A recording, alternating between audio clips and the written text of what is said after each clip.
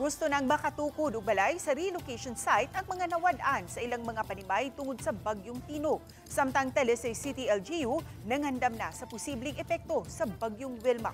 Ano ang report ni Fem Marie Dumabo?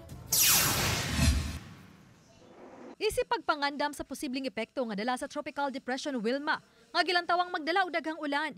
Gipaybaw ni Talisay City Mayor Samsam Gulyas nga ang una nilang gihimo mao ang pagpalawom o desilting diha sa kasapaan. Gipaymangnuan na ang mga barangay sa mga tawo nga mibalik og tukod og mga panimay dapit sa kasapaan.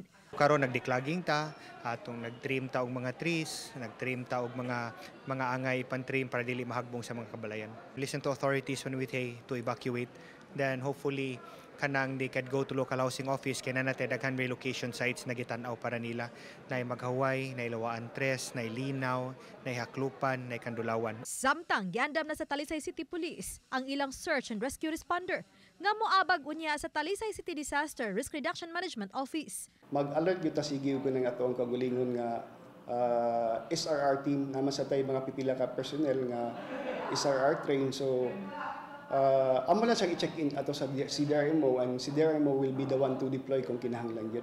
Giandam na usab sa Talisay CD RRMO ang mga gamit alang sa search and rescue operations. Gilantawan nga karong Sabado muigo sa sugbo ang Bagyong Wilma. Kining mga nabiktima sa pagkusukuso sa Bagyong Tino, diin mag-usa ka bulan na karong adlaw.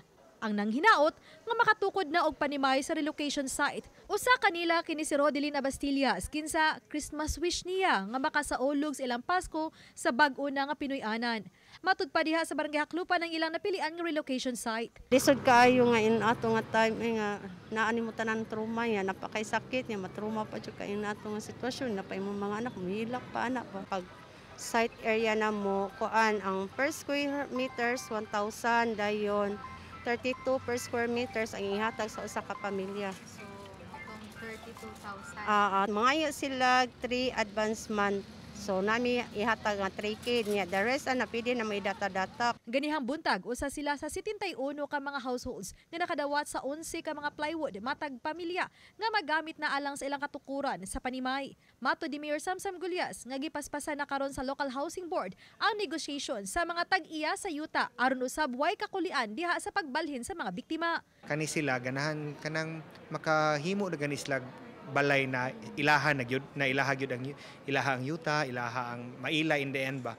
So nakakita mig mga relocation sites na pwede ra gyud sila mo down. So naghuwat lang mi na mahatag ang financial assistance. Gisugda naman karon.